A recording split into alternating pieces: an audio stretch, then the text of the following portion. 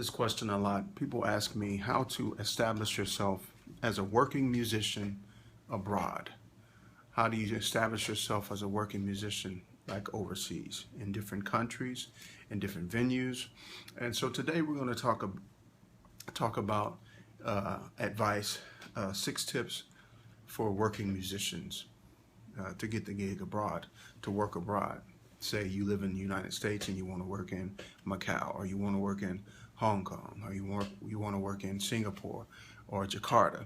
So these are 6 tips that hopefully will help you to do that. Okay.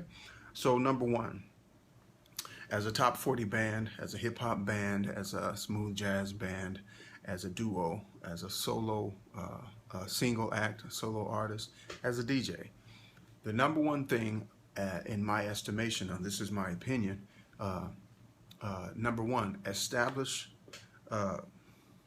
number 1, your song list. Your song list is your wealth.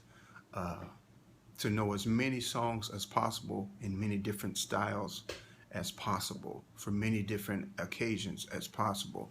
Have songs for Christmas, songs for New Year, songs for Mother's Day, songs for Father's Day, the new songs, the latest top 40 songs that came out last week, the hot songs that Nicki Minaj is doing, hip hop songs.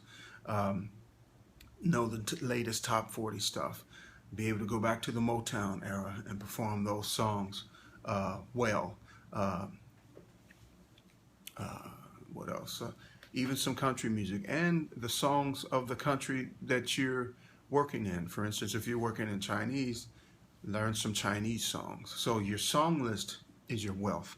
Oftentimes what happens is, like for instance, working in China as an American musician or as an American singer, okay, and you take the time out to learn 1 or 2 Chinese songs, and then you perform them in front of the audience and you do a good job.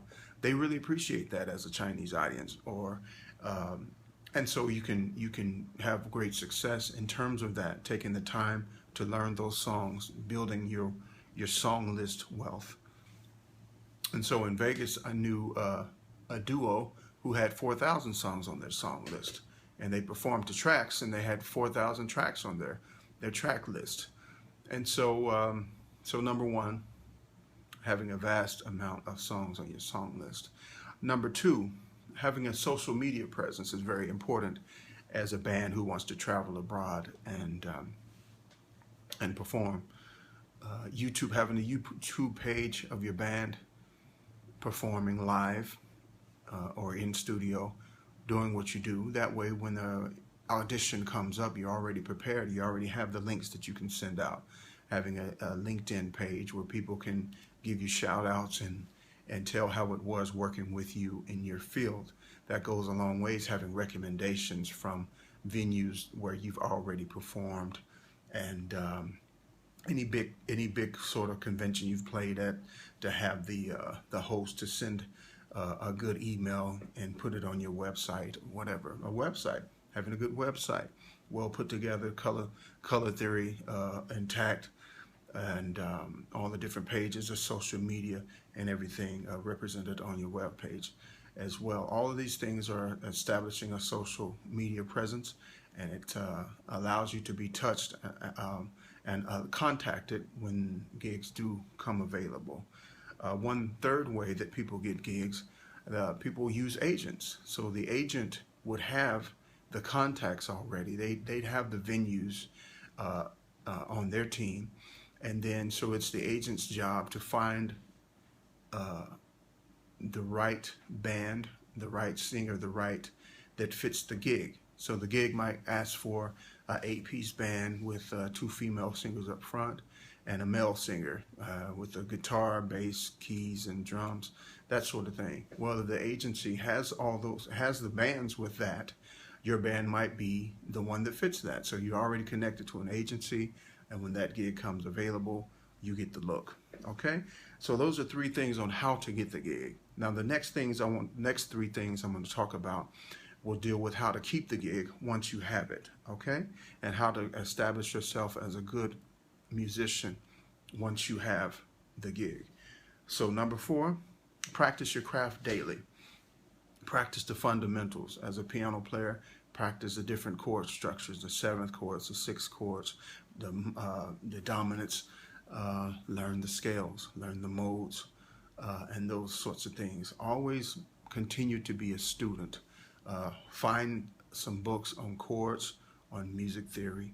Continue to update your ear. Continue to learn the latest styles that are coming out, and stay on top of that sort of thing. So learning the basics, learning the fundamentals, and practicing those daily will make you more and more adept, make you more comfortable on stage, and make you more kind of like a virtuoso because it becomes so natural to you.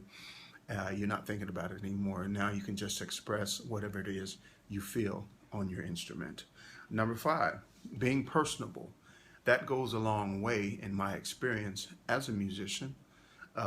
Being able to smile, being able to laugh, being able to have some personality in your work. That goes a long way. Again, when I was in Vegas, I noticed a lot of the working musicians were the ones who had the biggest personalities. They had the sometimes talent will take you far, but that personality and being personable, knowing how to talk to people, knowing how to make people feel comfortable in your presence, knowing how to be just a workable type person, showing up on time for the gig, showing up on time for rehearsal, knowing your music, your parts and everything before you go to rehearsal, so that when you get to rehearsal, you're just putting it all together. You're not trying to make from scratch a song or a thing, unless that's what you do.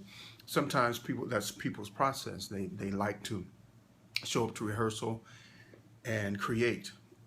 But most times in working situations, you want to cut your rehearsal time down to where you can get in and get out and get the most out of the rehearsal experience. So that involves people coming to the rehearsal already knowing their part and putting all of it together, putting all the ingredients together to make the song, or to make the arrangement, to make the medley, whatever it is. And then finally, number 6, making contacts. Continue to make contacts. Continue to meet people.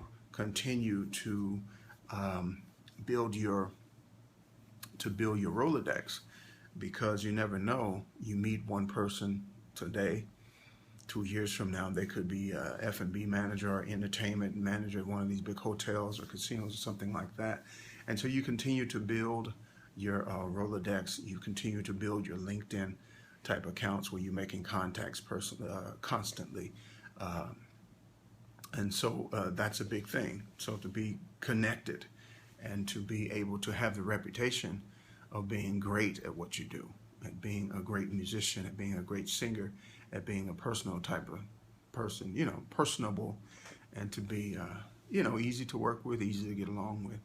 And so that's my take on it. I hope that helps you out.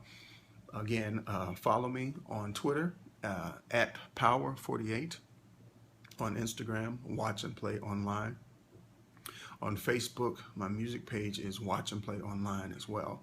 And then you can catch me on Periscope at Power48 and different places. So I hope this helped you out a lot, and on to the next one.